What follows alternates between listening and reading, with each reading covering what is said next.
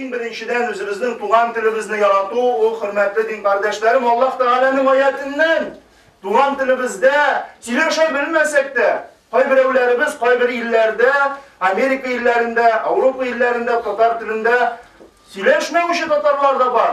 Bizning ilimizde de, lakin öz tuğan dilimni söyleşebilmesen de yaratırlar kerak.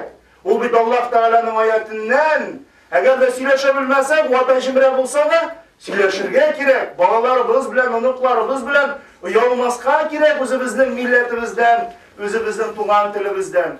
Bu eğer de tuğan dilimizni yaratamız, Rus dilini yaratmamız diyen söz değil.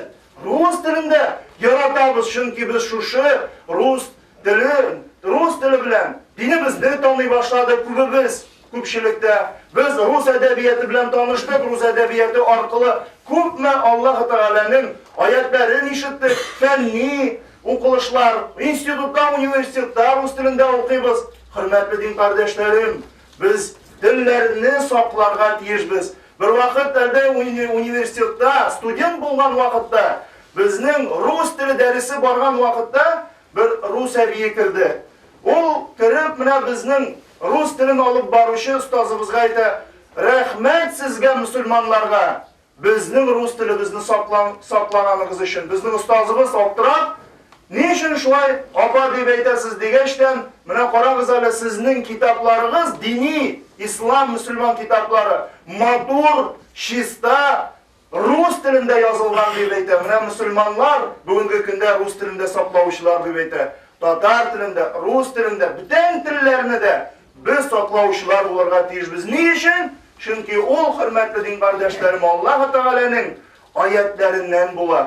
Это действительно, как мы с вами говорили, пророк Мухаммад, саллаллаху алейхи вассалям, нам показал предназначение языка, для чего Аллах Та'аля сотворил. Даже если мы говорим, применяя разные коммуникативные коды, то цель наша одна.